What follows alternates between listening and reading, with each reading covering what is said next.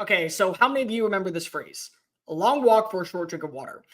That's kind of the way my brain works to get to its endpoint. I'll explain in a second.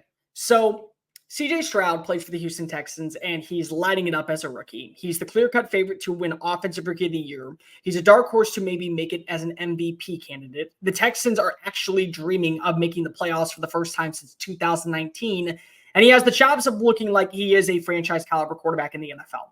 All of that's true. And then you have to remember that the last 2 years he was at Ohio State and was a two-time Heisman finalist. He led the Buckeyes to a college football playoff appearance, balled out in Atlanta, which was basically a home game for Georgia, and nearly went to the national championship with that Buckeyes team. And I still feel like Ohio State is more prepared to take on Michigan this year than they have been over the 2 years that CJ Stroud was a quarterback.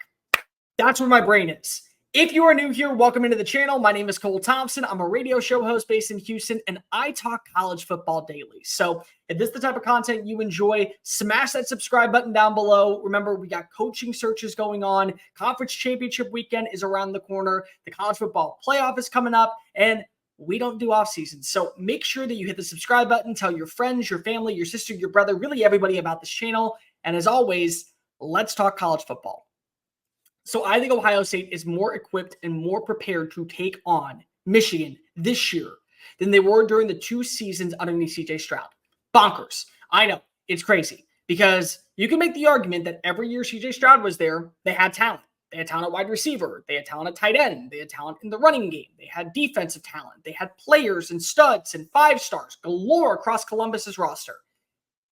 And then I remember that the last 2 years, the defense struggled immensely against this potent rushing attack by Michigan. And at the end of the day, there was nothing you could do. Ryan Day took an L, and Jim Harbaugh ran his way not only to 2 college football playoff appearances, but 2 Big Ten titles. That's what happened.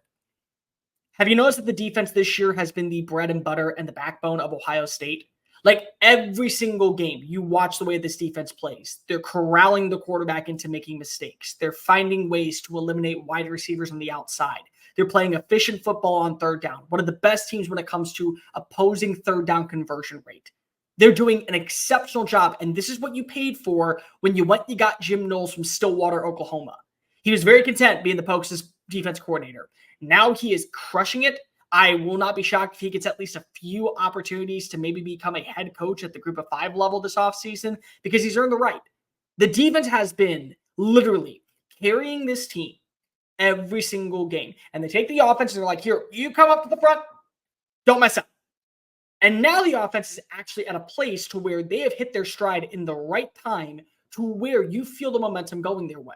And it's a large part due to the fact that you needed time to develop with a brand new offensive coordinator, even though he was around for years in Brian Hartline. You had a brand new quarterback in Kyle McCord. And also, you were kind of pigeonholed because you were lacking a run game. Remember, you didn't have Travion Henderson for part of the season.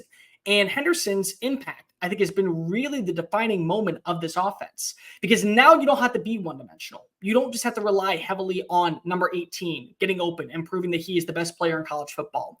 You don't need to target a Cade Stover on third down. You can utilize number 32 however you see fit.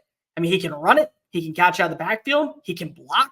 He can do it all. And that's really been the deciding factor for this Ohio State team over the last several weeks. The reason why the Buckeyes are trending upward is because now they have an identity on offense, and more specifically, they don't have to be fundamentally sound in all 3 phases of the offense. One side can take advantage, the other side can have a slow day, and that's all you need. And last night's game, or Saturday's game against Minnesota, 37-3 win. Big win, didn't really matter. You were probably going to win that game. That was a testament to where this Buckeyes offense is. Kyle McCord wasn't perfect. 20 of 30, 212 passing yards, 2 touchdowns. Call it a good day. Travion Henderson, 146 rushing yards, 2 touchdowns, 9.7 yards per play. Emeka Egbuka, fully healthy. Guess what? Leads the team in receptions and in receiving yards. Marvin Harrison Jr., 3 catches, 30 yards, finds the end zone once again. Cade Stover, another effective player, 4 catches, 26 yards, finds the end zone.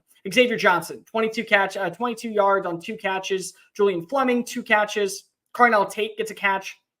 Your offense is now doing everything it can. And by the way, you're not allowing your, I wouldn't even say insufficient, I would just say underachieving offensive line to be a factor that difference where you stand.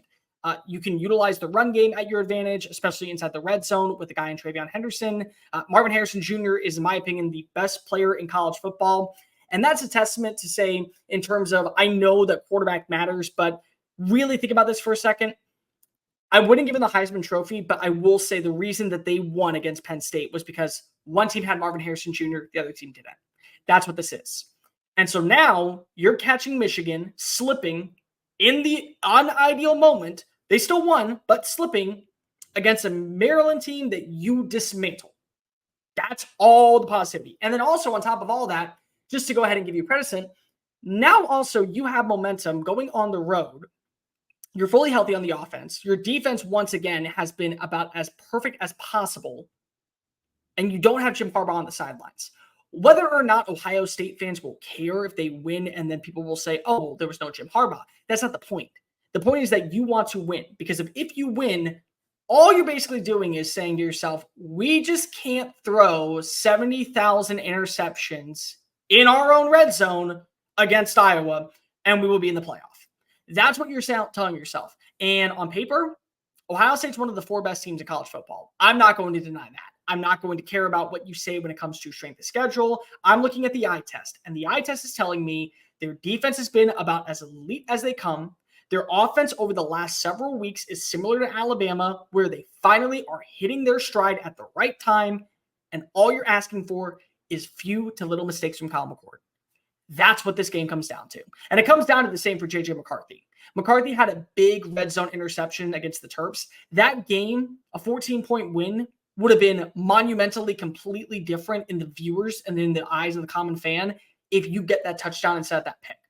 Because then you would have won by double digits and nobody would complain, oh, well, Maryland, it's a senior roster. They're pretty decent, but you still won by 10-plus points. Nobody would care. It comes down to the quarterback. You're asking about Kyle McCord. Hey, you've gotten 11 games underneath your belt to finalize the minor mistakes. Go ahead and just find your target at the right time. And it could be anybody.